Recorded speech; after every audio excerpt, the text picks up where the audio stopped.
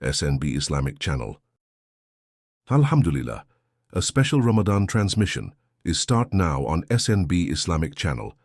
In this blessed month, don't miss the inspiring and faith-strengthening speeches of Maulana Muhammad Hanif Awan on our channel.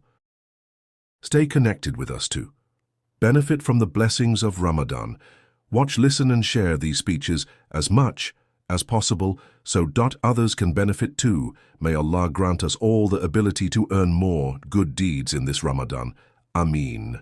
May Allah grant us all the ability to earn more good deeds in this Ramadan. Ameen.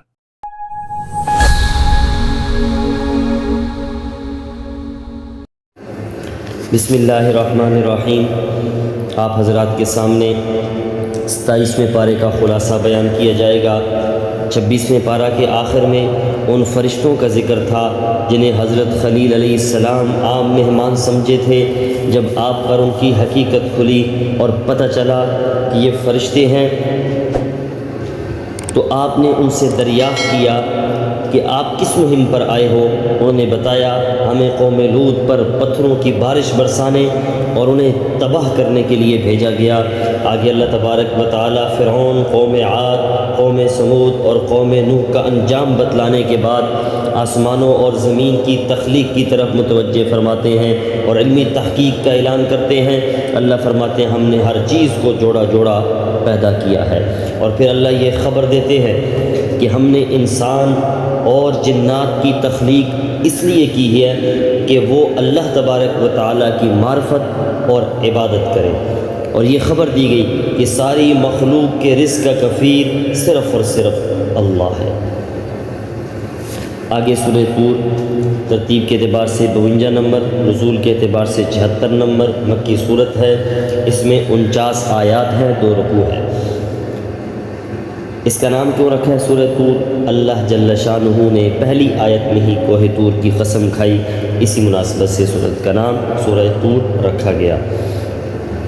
इसके आगाज़ में 5 कसमें खाकर अल्लाह तबारक व तआला इरशाद फरमाते हैं, बेशक तेरे रब का अज़ाब वाक़े होकर रहेगा, इसे कोई भी टाल नहीं सकता।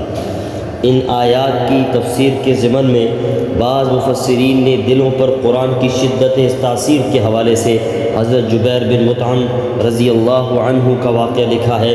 वो ज़माना कुफ़र में बदर के कैदियों के सिलसिला में बातचीत करने के लिए मदीना मुनव्वरा आए। जब वो पहुँचे तो रसूलुल्लाह सल्लल्लाहु अलैहि वसल्लम नमाज मग़रिब में सूरह तूर की तिलावत फरमा रहे थे। जब आपने आयत नंबर 7 पढ़ी जिसका तर्जुमा था कि बेशक तेरे रब का अज़ाब वाक़े होकर रहेगा, तो जुबैर रज़ी अल्लाह अन्हु फरमाते हैं, मुझे यूँ लगा मेरा दिल फट जाएगा, चुनाचे मैंने नुज़ूल अज़ाब के खौफ से इस्लाम कबूल कर लिया।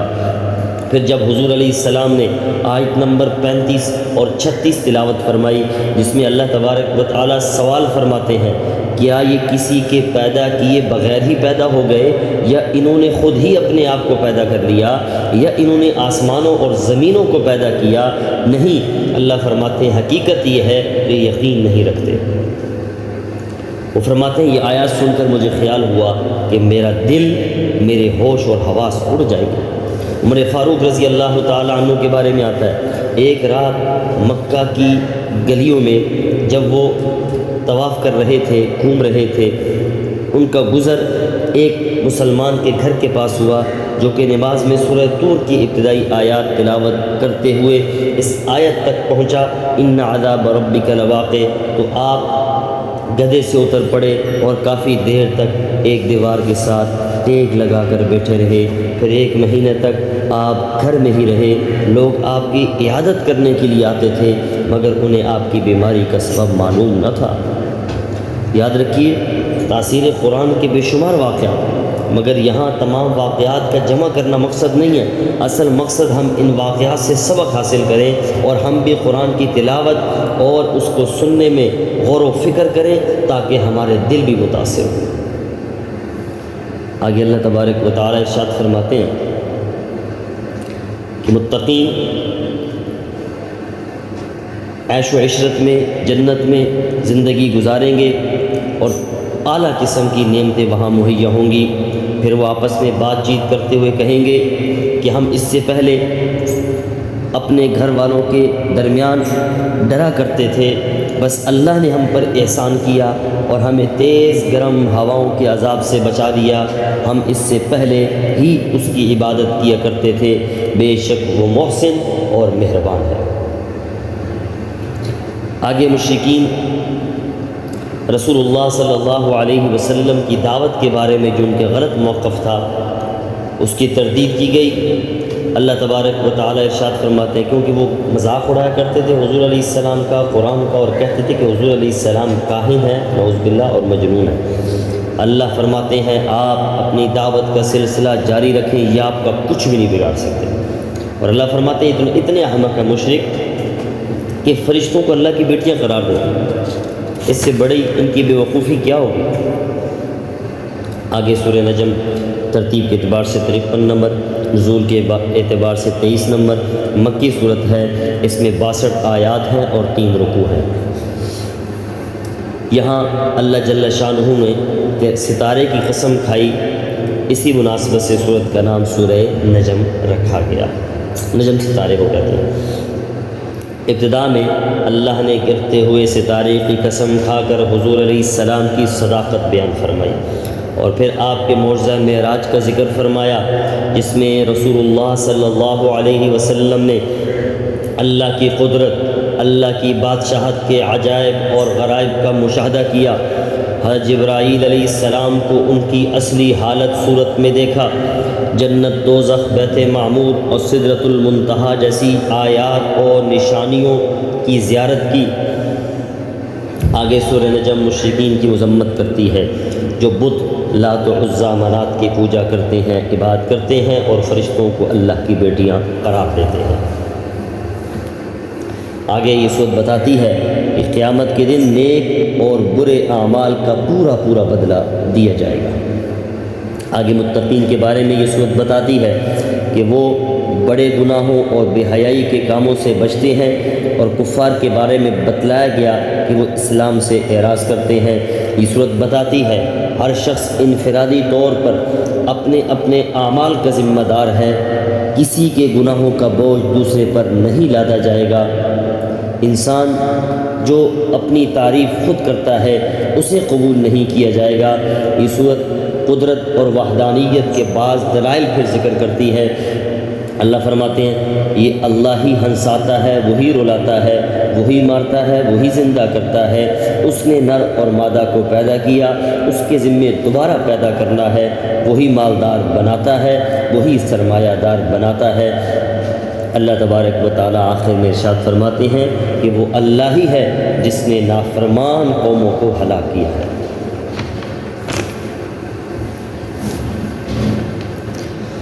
آگے اللہ تبارک و تعالیٰ ارشاد فرماتے ہیں کہ مشرکین کی جو ان کا رویہ تھا اس کا ذکر کرتے ہوئے اللہ فرماتے ہیں کیا تم اس قرآن سے تعجب کرتے ہو اور ہنس رہے ہو، روتے نہیں ہو؟ اللہ فرماتے ہیں تم کھیل رہے ہو، کھیل کود میں پڑے ہو، تمہیں چاہیے کہ اب اللہ کے سامنے سجدہ کرو اور اسی کی عبادت کرو۔ آگے سورہ قمر مکی صورت ہے، ترتیب کے اعتبار سے 54 نمبر، نزول کے اعتبار سے 37 نمبر، آیات اس میں 55 اور اس میں 3 رکوع ہیں۔ وجہ تسمیہ اس کی پہلی آیت نمبر، اللہ تبارک و تعالیٰ ارشاد فرماتے ہیں اقتربت الساعۃ وانشق القمر، قیامت قریب آ پہنچی ہے اور چاند 2 ٹکڑے ہو گیا ہے۔ یہ حضور علیہ السلام کے معجزے کا ذکر ہے اور اسی مناسبت سے صورت کا نام سورہ قمر رکھا گیا۔ اس صورت میں یاد رکھی وعدے بھی ہیں، وعیدیں بھی ہیں، مومنوں کے لیے بشارتیں بھی ہیں، کفار کے لیے ڈراوے بھی ہیں، نصیحتیں اور عبرتیں بھی ہیں، نبوت اور رسالت، بعث بعد الموت اور قضاء قدر جیسے بنیادی عقائد بھی اس میں ذکر ہیں۔ قیامت کے قریب آ جانے کا مطلب یہ ہے کہ نبوت، رسول اللہ صلی اللہ علیہ وسلم کا زمانہ اس زمانے کے مقابلے میں بہت کم ہے جو حضور علیہ السلام سے پہلے گزر چکا۔ یعنی آدم علیہ السلام سے لے کر حضور علیہ السلام تک جو وقت گزر چکا، اب آگے قیامت میں اتنا وقت نہیں ہے۔ اور صحیح بخاری اور صحیح مسلم کی روایت ہے کہ حضور علیہ السلام نے شہادت والی انگلی اور درمیان والی انگلی اٹھاتے ہوئے ارشاد فرمایا مجھے اور قیامت کو یوں بھیجا گیا، نہیں درمیان میں کوئی اور زیادہ وقفہ نہیں رہ گیا۔ آگے ہمارے محبوب سرکار دو عالم صلی اللہ علیہ وسلم کا مشہور معجزہ شق قمر کا ذکر ہے کہ جب اہل مکہ نے حضور علیہ السلام سے معجزہ کا مطالبہ کیا تو آپ نے چاند کی طرف اشارہ فرمایا، چاند دو ٹکڑے ہو گیا اللہ کے حکم سے، لیکن جن کے مقدر میں ہدایت نہ تھی وہ کہاں ماننے والے تھے، اور آگے سے پھر کہنے لگے جناب یہ تو جادو کر دیا گیا۔ اللہ فرماتے ہیں ان کی حالت یہ ہے، یہ کوئی بھی معجزہ دیکھ لیں تو منہ پھیر لیں گے اور کہہ دیں گے کہ یہ پہلے سے ایک چلا آتا ہوا جادو ہے۔ اللہ نے حضور علیہ السلام کو حکم دیا کہ آپ ان سے راز فرمائیں اور اس دن کا انتظار کریں جب یہ قبروں سے اس حال میں کھڑے ہوں گے کہ ان کی آنکھیں جھکی ہوں گی، چہروں پر ذلت کی سیاہی چھائی ہوگی اور پکارنے والے کی طرف دوڑتے ہوئے جائیں گے، اور وہ خود کہیں گے یہ دن تو ہمارے لیے بڑا سخت ثابت ہوا۔ اس کے بعد یہ صورت کفار مکہ کو ڈراتی ہے کہ کہیں تم پر بھی ویسا ہی عذاب نہ آ جائے جیسا عذاب تم سے پہلی قوموں پر آیا، کیونکہ تم بھی انہی جرم کا ارتکاب کر رہے ہو جن جرائم کا ارتکاب پہلی قومیں کیا کرتی تھیں۔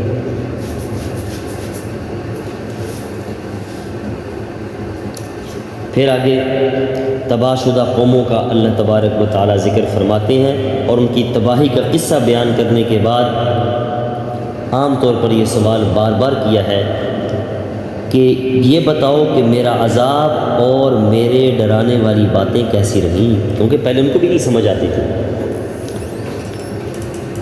پھر اس کے بعد اللہ تبارک و تعالی نے ارشاد فرمایا اس کے بعد کہ قرآن کو سمجھنے کے لیے ہم نے آسان کر دیا، بس کیا کوئی ہے نصیحت حاصل کرنے والا؟ اب قرآن کے آسان ہونے کا مطلب کیا ہے؟ یہ ہے کہ اسے پڑھنا، قرآن کو حفظ کرنا، قرآن سے نصیحت حاصل کرنا اور اس پر عمل کرنا بڑا آسان ہے۔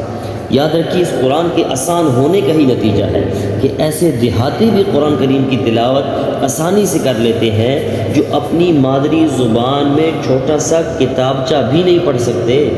چھوٹے چھوٹے معصوم بچے جو اپنے سینوں میں ساری نزاکتوں اور قواعد کو ملحوظ خاطر رکھتے ہوئے قرآن کو محفوظ کر لیتے ہیں۔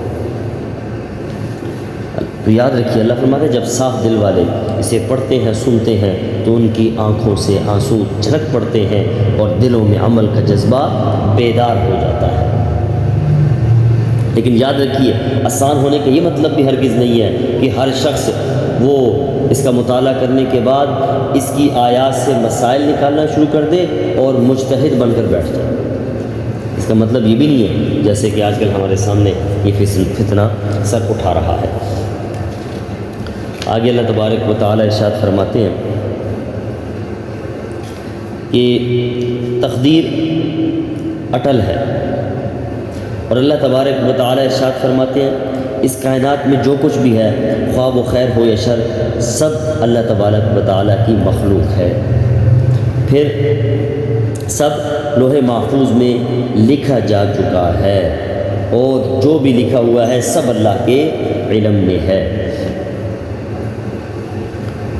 اور آگے اللہ تبارک و تعالی ارشاد فرماتے ہیں کہ کرامن کاتبین بھی ہیں جو ہمارے ہر عمل کو لکھ رہے ہیں، اس لیے کسی گناہ کو بھی چھوٹا سمجھ کر اس کا ارتکاب نہیں کرنا چاہیے اور کسی بھی نیکی کو حقیر سمجھ کر نہیں چھوڑنا چاہیے۔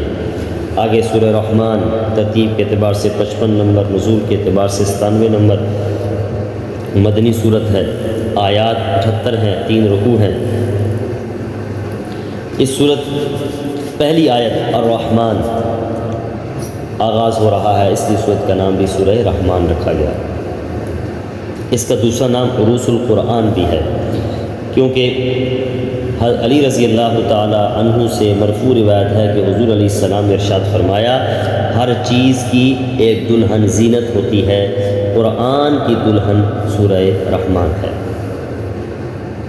اس صورت میں اللہ تعالیٰ اپنی نعمتیں بیان فرماتے ہیں، جن میں سب سے پہلی نعمت قرآن کا اتارا جانا اور بندوں کو اس کی تعلیم دینا یقیناً یہ بہت بڑی نعمت ہے، کوئی مادی نعمت اس کا مقابلہ نہیں کر سکتی۔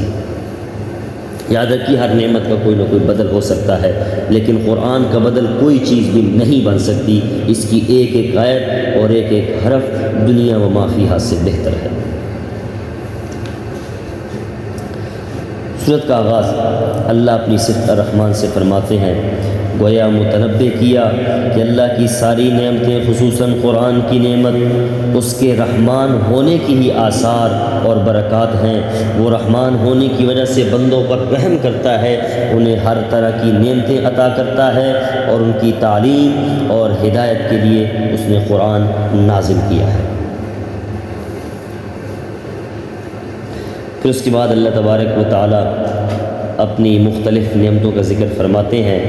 اللہ فرماتے ہیں سورج اور چاند جو اللہ کے ٹھہرائے ہوئے حساب سے اپنی اپنی منزلوں پر رواں دواں ہیں، ستارے اور درخت جو اللہ کے سامنے سجدہ ریز ہیں، زمین جسے مخلوق کے لیے کسی فرش کی طرح بچھونا بنا دیا گیا، مختلف میوے، اناج اور پھل پھول جن سے انسان فائدہ اٹھاتا ہے، میٹھے اور کھارے پانی کے دریا جو اپنی اپنی جگہ جاری ہیں، وہ موتی، جوان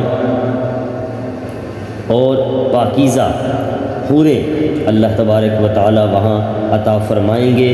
اور اللہ فرماتے ہیں بے شمار ایسے قیمتی خزانے ہیں جو یہ لوگ دریاؤں سے نکالتے ہیں اللہ کے حکم سے، اور پہاڑوں جیسی بلندی اور پھیلاؤ رکھنے والے وہ جہاز جو سمندروں میں چلتے ہیں، اور حمل و نقل کے ذرائع میں سے کل بھی سب سے بہتر ذریعہ تھے اور آج بھی بہترین ذریعہ ہیں۔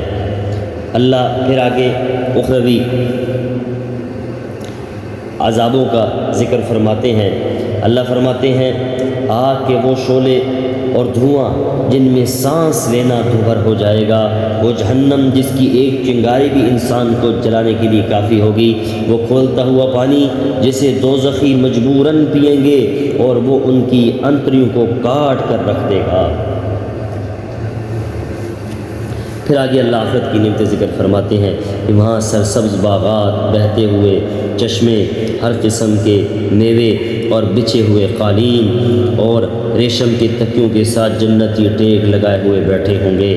اور اللہ فرماتے ہیں ان کے علاوہ اور بھی باغات اور چشمے ان کے سامنے ہوں گے، اور اللہ فرماتے ہیں شرم و حیا اور حسن و جمال کا پیکر حوریں ان کو عطا کی جائیں گی۔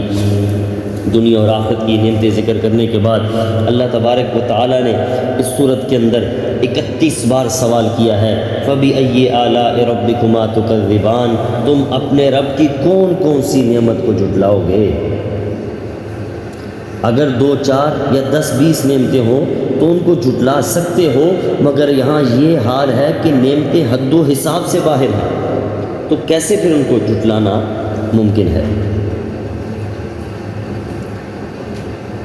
آگے اللہ تبارک و تعالیٰ یہاں پہ میں عرض بھی کرتا چلوں کہ اللہ تبارک و تعالیٰ نے جہنم کا بھی ذکر کیا، تو آگے ارشاد فرمایا کہ تم اللہ کی کون سی نعمتوں کو جھٹلاؤ گے؟ تو بعض کفار یہ اعتراض کرتے تھے کہ جناب یہ جہنم کا تذکرہ یہ کون سی نعمت ہے؟ یاد رکھیے پہلی بات تو یہ ہے کہ ظالموں، سرکشوں اور نافرمانوں کو عذاب دینا اللہ کے عدل کا تقاضا ہے، اور مظلوموں کے حق میں رحمت اور نعمت ہی ہے۔ اور دوسرا یہ کہ کفر اور شرک اور نافرمانی کا انجام پہلے سے ہی بندوں کو بتا دینا، یہ اللہ تبارک و تعالیٰ کا بہت بڑا احسان اور نعمت ہے۔